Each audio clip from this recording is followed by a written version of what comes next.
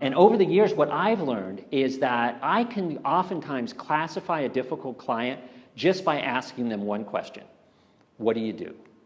So I have found that there are certain professions that have people that you just know are going to be difficult clients. So I want to know, what's the deal here in Minnesota? I want to see some hands. Give me who you had your most difficult client and what was their profession. He was Vice President of Global Customer Excellence. Global Customer Excellence. Okay, but a VP. All right, so a VP. Who else? Engineers. Yeah. Engineers. Okay. What else? Tax accountant. Tax accountant. All right, that's a good one. I like that. Any attorney. Attorney. Okay. Heart surgeon. Heart surgeon. That's a good one. Wow. Engineers. Engineers. We already had engineers. I'm going to underline engineers. Heart surgeons. Pardon my writing. A documentation writer. Wow. Yeah, so almost like an engineer, it sounds like. I mean, very detail-oriented people. Wow. Okay, anything else? It looks like things aren't much different than they are in Southern California, I'll tell you that. So here's my list. Number one on my list, engineers, for sure.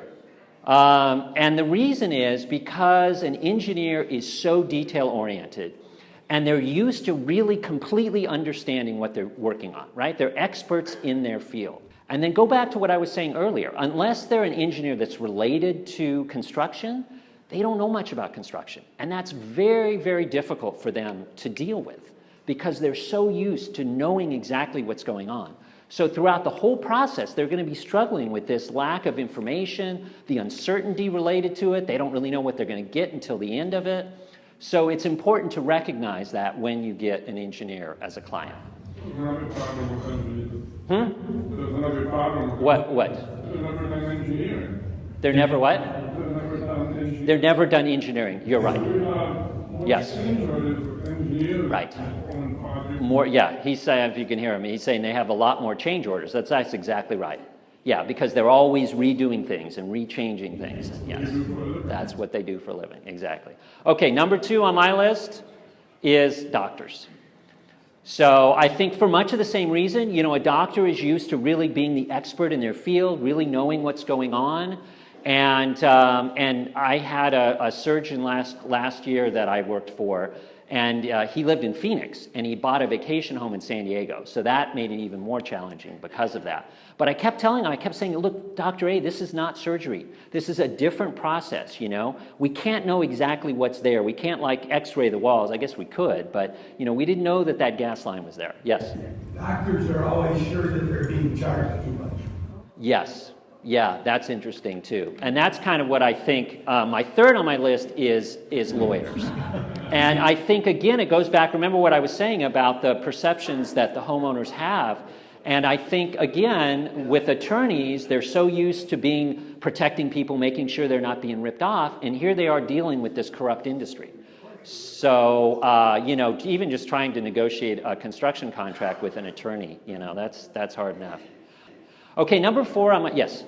I had my attorney become a client and he wouldn't sign his own contract. Wow. Wow, that's great. That is awesome. He wouldn't sign his own contract that he drafted. That's great. That's awesome. All right, number four on my list isn't really a profession. It's kind of a lack of profession, but it's a retired person, right? Retired people. They have lots of time on their hands. They can think about stuff. They're at the job more than you are. And then next on the list, I didn't put this on, is really the combination. You know, there's only one thing worse than a retired person, and it's a retired engineer, right? Or a retired doctor, or a retired a lawyer. So, but you know, my point here is not to say, okay, never take a job with an attorney or an engineer or a doctor. Really, my point is that, you know, difficult clients are not always to be avoided. Some of my best clients are my difficult ones. Like the surgeon that I had from Phoenix. He was a really tough cookie, but he now is the top of my referral list. He just, you know, is the greatest referral. So really, don't be scared away from difficult clients. I think my message is to just recognize in advance who you're working with. And if it's an engineer, have that conversation about change orders early on so that they understand what's going to happen as they do change orders. You know, have the conversation with the doctor about the uncertainties of construction and how you can't really know what's behind those walls until you open it up. You know, and it's not like the human body where the bones are in the exact same place on every home. It doesn't work that way. So I think if you you go into it that way, it can help. And I think too, you have to realize that it's just part of your job. You know, that you aren't just building a construction project, you're also building a relationship with a client. And so if you change your perspective, again, here we go with perspective, it'll change the way you approach it. So if you have a difficult client and you're kind of resentful of it and you're going, God, I can't believe I've got to go and explain this to him again. I wish I could just get past this all and just build this thing. You know, it's kind of like saying, well, I just wish I could just get past framing and just put the finishes in. You can't do that. You've got to go through all the stages. And it's the same thing with a client. So if you approach it that way and have that perspective, it can help you to turn what can be a difficult client into one of your best referral sources.